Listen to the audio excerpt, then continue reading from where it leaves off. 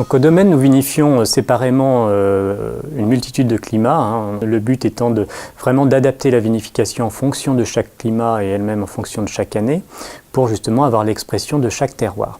C'est vraiment l'identité propre, la singularité d'expression des terroirs qu'on veut mettre en avant. Donc on en a 3 qui sont vraiment très différents. Donc le premier s'appelle les Combettes.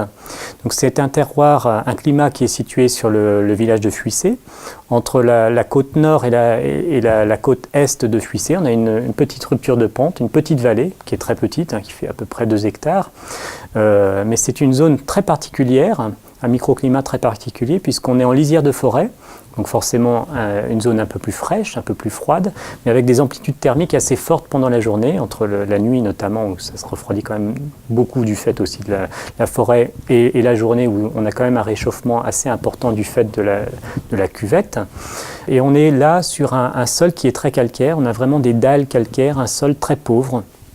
Donc c'est un terroir qui est plus tardif du fait de cette localisation spécifique. Donc évidemment, c'est une parcelle qui est toujours vendangée en fin de vendange pour avoir la parfaite maturité. Donc ça fait toujours des vins qui sont assez aériens, tout en finesse, en délicatesse, mais avec beaucoup de minéralité. Donc le but, c'est vraiment de mettre en avant ces composantes-là dans nos vins. Donc on utilise une vinification traditionnelle bourguignonne en fût.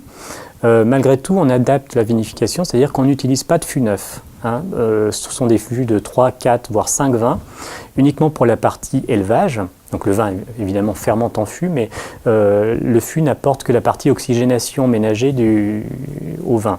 Donc tout ça, encore une fois, pour respecter la minéralité, la tension, la fraîcheur de cette parcelle.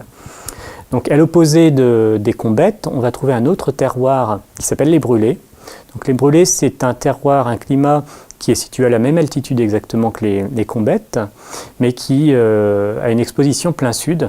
Donc c'est un sol très solaire, une exposition très solaire qui donne des vins très solaires eux-mêmes.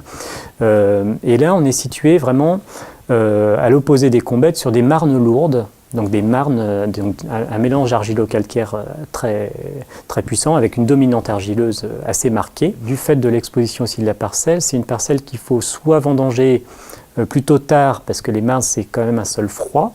Donc vendanger tard quand l'année a été elle-même froide puisqu'on a un débourrement plus tardif qu'on va de toute façon avoir tout au long du cycle végétatif de la vigne. Donc il faudra savoir attendre pour récolter à parfaite maturité.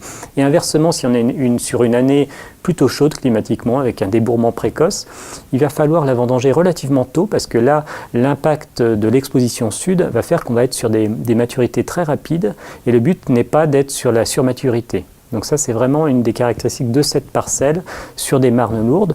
Et du fait de ce terroir très solaire, qui donne des vins toujours très riches, très structurés, et des maturités un petit peu plus marquées que sur les Combettes, on va pouvoir se permettre de vinifier les vins en fût neuf notamment, puisque la composante du terroir va dominer en fait l'outil qui est le fût, puisque le fût n'est qu'un outil de vinification. Et au milieu des Combettes et des Brûlés, on va retrouver la parcelle un petit peu historique du château, puisque le château est ceinturé de vignes, et ce climat s'appelle le clos. Là, on retrouve un petit peu quelque chose de plus classique bourguignon, à savoir qu'on est à mi-côte, et on a la composante classique des argiles résiduelles de bas de côte, donc des argiles assez lourdes sur le bas de la parcelle. Et au fur et à mesure qu'on va s'élever sur la colline, on va avoir des marneaux calcaires en milieu de parcelle et des calcaires en haut de la parcelle.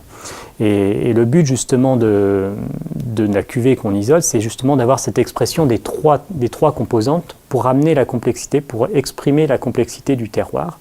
Donc là, on utilise des fûts d'âge variable, adaptés en fonction du sol qu'on peut avoir.